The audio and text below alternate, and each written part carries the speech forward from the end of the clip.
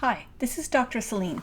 Today I'm going to go through a demo that shows you the difference of using for each loops versus standard for loops with arrays instead of other types of collections. And the reason that I tend to stay away from using for each loops with arrays. Okay, so the first thing I'm going to do is create a perfect size array. So the way that I'll do that is I'll create an array of strings and I'll call it test. And I'm going to just initialize this with some names like this. And I'll put maybe 4 names in it.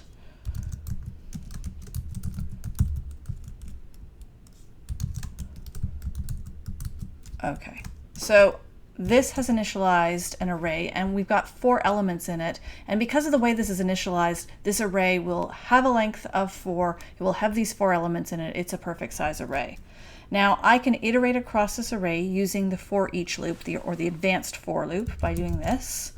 For string s in test, and then I can do something with this. So I can simply print out the strings, or I can actually even do something more complicated with them. So I can print them out while concatenating them with something. So s.concat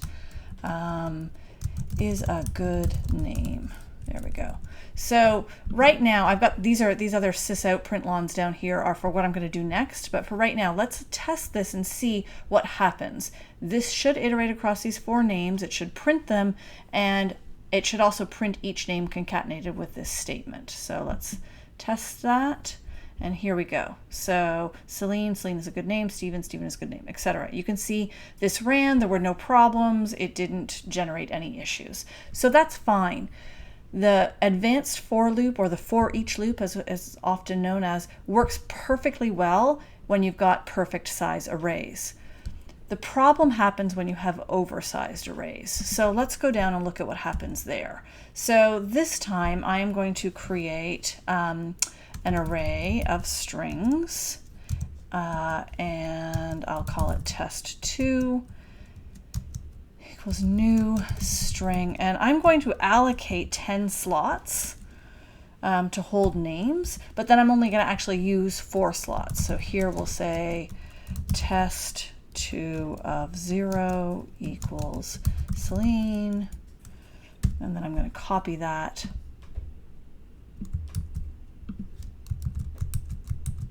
and change the indices. And let's see, Stephen and Mustafa and Kareem.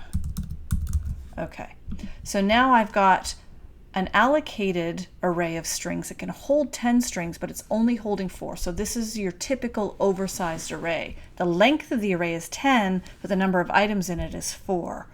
And if I just copy this, let's see here, I'm going to copy this for each loop. And of course, I'm going to change it to reflect test2, and I'm not going to bother with the concatenation part. Oops, test2, there we go. So this is just going to print out, it's going to iterate across test2 and print out every string. So let's see what happens when we do this.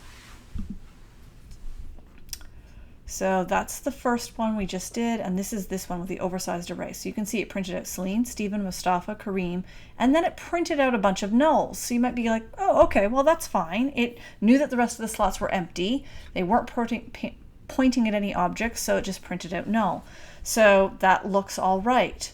Now the problem happens when we want to actually do anything with what's in this array. So here what we're going to do is we're going to repeat the same for each style loop, but I want to actually do this thing, the concatenation. So we're going to put that in here. And here what's happening is we're iterating across this array, and with each string we're calling something. So we're calling a method on that string. So hopefully you can guess here that this is not going to work. So let's run this and see. And you can see that we're getting exceptions here. And the exceptions coming way up in it's showing up in the output of our first test. And this is the way that exceptions can happen.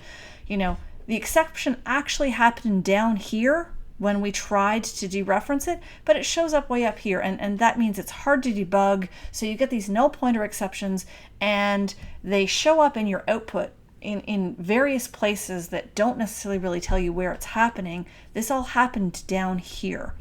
So I can get around this if I'm careful, and I say if s doesn't equal null, then do this.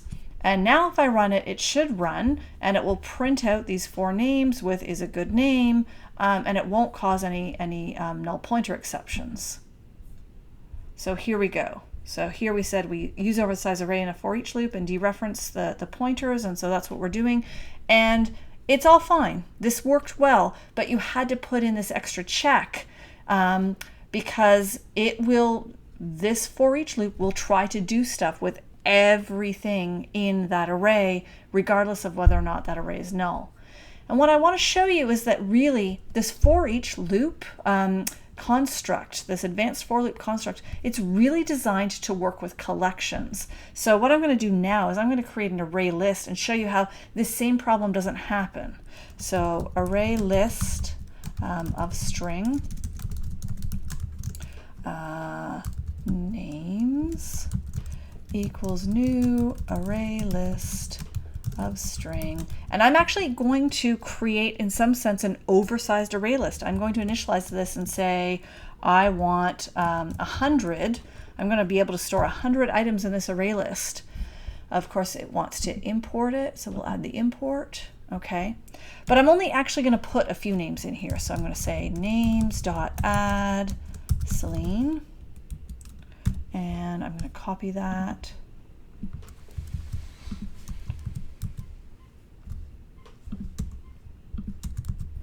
And change them.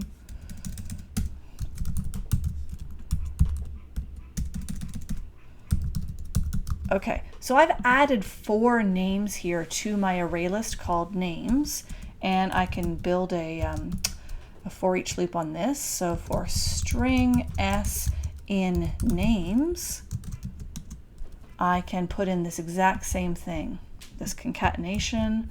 So this is going to dereference everything. And note here, I created the array list. It can hold up to 100 items right now without me having to do anything or without it having to behind the scenes and make itself bigger. But it's only got 4 items in it, and yet this is still going to work fine. So let's run this. Okay, so we used an oversized array list, note the difference, and so this one worked perfectly well. So the difference here is that array list is an actual Java collection, and because it's a Java collection, the collection is keeping track of the number of items in the collection, and we're only iterating over the number of items that there are, not the initial size that the collection was allocated as. And so this for each loop, or this advanced for loop, is really specially designed to work well with collections. The array data type is not actually a Java collection, and so it just takes extra care when you're using this type of for loop. And so I tend to, when I'm working with arrays, I use the standard for loop with int I equals 0, I++, all that kind of stuff, and I only use this advanced for loop when I'm working with actual collection data types such as array list or stack or queue or any of the other types of collections that Java has built in. Hopefully that helps you understand the difference and the trade-offs with using this advanced for loop style, and you'll get a good sense of when you should and shouldn't use it, or if you choose to use it with arrays, how you have to be careful about oversized arrays. That's it for now.